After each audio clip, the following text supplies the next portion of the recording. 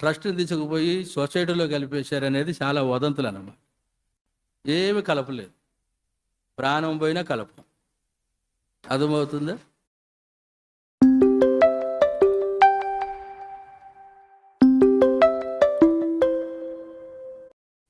దైవజనులు ఏదైతే ప్రారంభించారో దాని మీదనే నిలబడి ఉంటాం. అయితే ప్రస్తుత హెబ్రోన్లో ఎందుకు ఇలాగ మేము ఉండాల్సి వచ్చింది అని అంటే మీ క్షేమం కొరకనమాట. ఎక్కడ పట్టినా గొడవలు, ఎక్కడ పట్టినా నెమ్మదిలేని పరిస్థితులు, ఎక్కడ పట్టినా కలవరాలు, అవి ఉండకూడదు. ఇంతకాలం అయిపోయింది. దేవుని కృపను బట్టి దినాల్లో మనం ఉన్నాం. ఈ దినాల్లో ప్రశాంతత కావాలి. అందుకొరకే కొన్ని తీర్మానాలు కొంతమందిని దేవుడు ఏర్పాటు చేసుకున్న కారణాన్ని బట్టి ఆ సమాధాన స్థితిని కలిగి ఉంటాం. హెబ్రోన్లో వరకు మేము కూర్చొని పరిచర్య రాస్తాం, కలిసి పరిచర్య చేస్తాం. ఆ తర్వాత మన సంబంధించిన వారందరి విషయాలు కూడా జోక్యం చేసుకుంటాం. ఇప్పుడు ఎవరి మీదకి రారు, మనం కూడా ఎవరి మీదకి పోము. మనకు విరోధంగా ఎవరు లెటర్లు ఇవ్వరు, వాళ్ళకు విరోధంగా కూడా మనం ఎక్కడ కూడా లెటర్లు ఇవ్వం. మన పని మనం చేసుకుంటాం, వాళ్ళ పని వాళ్ళు చేసుకుంటాం సమాధానకరంగా. ఎంతవరకు అంటే ఇది కోర్టులో తేలాలి, మనం తెలుసుకునేది కాదు. కొంతమంది గుంపు తయారయ్యి ట్రస్ట్ లేదు, సొసైటీ లేదు అంటా వచ్చారు. ఆ రెండు ఏదో ఒకటి ఉండాలి. భక్ష్యం గారు దాన్ని మరుగు పెట్టాడు, కానీ సొసైటీని పెట్టాడు కదా ఆస్తుల భద్రత కొరకనమాట. అయితే మళ్ళా దైవజనులు ఆలోచన చేసి కొన్ని పరిస్థితులను బట్టి అవన్నీ చెప్పుకుంటూ పోలేం, ట్రస్ట్ పెట్టారు.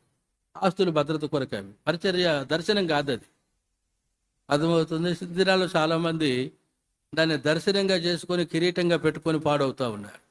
అది వద్దనే వద్దు, కాళ్ళ కిందే ఉండాలి. అది మన పరిచర్య దర్శనమే దర్శనం అన్నమాట. దాన్ని మనం కాపాడుకోవాలి. అపోస్తలుల 2వ అధ్యాయంలో పేతురు భవిష్యత్తు జ్ఞానాన్ని బట్టి కొన్ని సంగతులు చెప్పాడు కదా. ఆ ప్రత్యక్షత భక్ష్యం గారి ద్వారా మనకు బయలుపరిచాడు. దాన్ని మనం కొనసాగించే వరంగా మనం ఉండాలి, ఐక్యతగా. అందుకే దేవుని ప్రజలుగా అక్కడ రాయబడిన మాట ఏంటంటే, ఎందుకు అది పరిమళ సువాసనగా కనబడుతుందని అంటే ఎక్కడ శరీరమును తాకలేదు. మనం శరీర విషయంలో చనిపోయినాం, ఆత్మలో జీవిస్తూ ఉన్నాం. ఆత్మానుసారమైన పరిచర్య దేవుడు మనకు అప్పగించాడు. భవిష్యత్తు జ్ఞానం వాక్యం మనకు బోధిస్తూ ఉంది. ఆ భవిష్యత్తు జ్ఞానాన్నే ప్రజలకు మనం బోధించే వరంగా మనం ఉండాలి. ప్రజలు మన పక్షంగా కాదు, దేవుని పక్షంగా వారిని మనం చెదుపరచాలి. అది మనకు ఆశీర్వాదం. ఆ విధంగా దేవుని మహిమ కొరకు మనం జీవించే వరంగా ఉందాం. మనం ఇండిపెండెంట్ కాదు, అసలు ఆ మనసే మీలోకి రానివ్వకండి. మేము వారు సేవ చేసినటువంటి స్థలము ఆ దినాల్లో చాలా సేపుగానే మాకు కొంత బంగారం ఉంటే బ్యాంకులో పెట్టి 4,000కు 10 సెంట్లుగా ఉన్నాం. ఆ తర్వాత మళ్ళీ ఇంకొక 22 సెంట్లు అమ్ముతూ ఉంటే అది కూడా కావాలి భవిష్యత్తులో అని ఆ బంగారం వేలం పాటకు వస్తే మాకు ఇడిపించుకునే స్థాయి లేదు. మా అత్త ఇడిపించుకుని పోయింది, మళ్ళీ అది ఇచ్చిందనమాట. ఒక టీచర్ రిటైర్డ్ అయింది, మందిరానికి వచ్చాము. ఆమె బంగారం చేయించుకోవాలంటే చూపించి కొత్తది తీసుకోమని చెప్పి విశ్వాసకి అమ్మి ఇంకొక 22 సెంట్లు కొన్నాం. ఏ విశ్వాసం కూడా ₹1 ఇయ్యలేదు. 32 సెంట్లు సొసైటీకి రిజిస్ట్రేషన్ చేశాం. ఈ దినాల్లో ఒక 3-4 కోట్లు అమ్ముద్ది ఆ స్థలం. చాలామంది అంటారన్నా, బుద్ధి తక్కువ పని చేసావన్నా, ఎందుకు చేసావన్నా సొసైటీకి, నీ పేరు మీద పెట్టుకుంటే బాగుండేది కదా అంటారు. నేను చెప్పా, బుద్ధి తక్కువ పని చేయలే, జ్ఞానయుక్తమైన పని చేశానని చెప్తాను. అర్థమవుతుందా? అదనమాట భవిష్యత్తు. నా ఆశ ఏంటంటే నా సంతకం కూడా కనబడకూడదు దాంట్లో. నా సంతకం కనబడినా రిజిస్ట్రేషన్ స్టాంపులు చూసినప్పుడు ఫలానా ఆయన అని సాక్షి కనుక కనబడుతుంది కదా, అది కూడా కనబడకూడదు. సామాన్యమైన విశ్వాసులు వాళ్ళ సంతకాలు పెట్టించామన్నమాట. ఎందుకు నేను ఇవన్నీ చెబుతా ఉన్నానంటే, లోకంలో ఏం అక్కర్లే మనకి. దేవుడి సేవకు పిలిచాడు, ఒకరోజు ఇక్కడ, ఇంకో రోజు ఇంకొక చోట, ఇంకో రోజు ఇంకొక చోట. ఇవన్నీ మనకు ప్రమోషన్లు. ఏంటివి చెప్పండి, ఇవన్నీ ప్రమోషన్లు. మాకేం ఎక్కువ ప్రమోషన్లు రావడంలే. నేను 38 సంవత్సరాలు 2 స్థలాలే. కొంతమందిని చూస్తే ఎన్ని స్థలాలో బా, ఎంతమంది ఆత్మీయులో వాళ్ళకి అర్థమవుతుందా? ఎంతో సంతోషం. అలాగే చెదిరి మన సాక్ష్యాన్ని, మన సేవను అనేకులకు పంచడం ద్వారా అనేకులను దేవుని రాజ్యం కొరకై మనం సిద్ధపరిచే వరంగా ఉంటాం. అందుకే మన దేవుడు ఏర్పాటు చేసుకున్నాడు. దేవుని సేవకులుగా గమనించండి, మనమేం జీతగాళ్ళము కాము. దేవుని పని చేస్తున్నాం, పని చేసేటప్పుడు మనం తినడానికి అర్హులం. అట్లా దేవుని ప్రజలుగా ప్రభువును సేవించే వరంగా ప్రభు మహిమ కొరకై మనం ఉండాలని హెచ్చరించబడుతూ ఉన్నాం. మీరు ఎవరు ఇబ్బందులు పడాల్సిన అక్కర్లే. మీకు ఏ సమస్యలు ఉన్నా జిల్లా హెడ్ క్వార్టర్తో చెప్పండి, వాళ్ళు మీతో సహకరిస్తారు.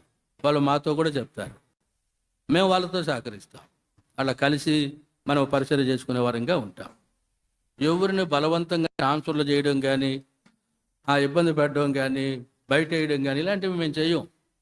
అలాంటివి అసలు నచ్చను కూడా నచ్చవన్నమాట.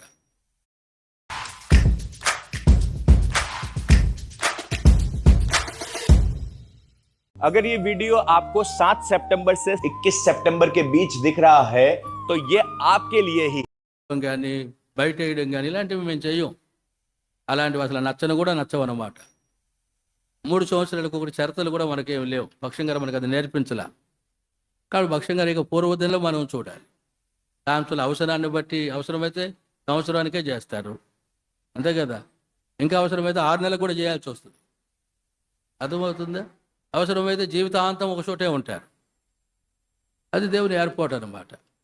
అలాగే మనం ఎక్కడైతే ఉన్నామో ఆ ప్రజలకు ప్రీతికరమైన సేవ చేసేటట్టుగా మనం సిద్ధపరచుకోవాలి. భవిష్యత్తు జ్ఞానం దేవుడు మోసేకు బయలుపరిచాడు. దేవుని వాక్యాన్ని వింటా వచ్చాం కదా. కాబట్టి ఆ ప్రకారంగా మనల్ని సిద్ధపరచుకోవాలి. మేమేం బోధకులం కాదు, మీరందరూ బోధకులుగా ఉండాలి, సేవకుల కూడికల్లో కూడా. కాబట్టి అందరూ వాడబడాలి. అట్లా దేవుని ప్రజలుగా సిద్ధపడి ఈ సహవాసాన్ని మనం కలిగిన వారంగా ఉండాలి. సహోదరుల ఐక్యత కలిగి నివసించుట ఎంత మేలు, తర్వాత ఎంతో మనోహరం.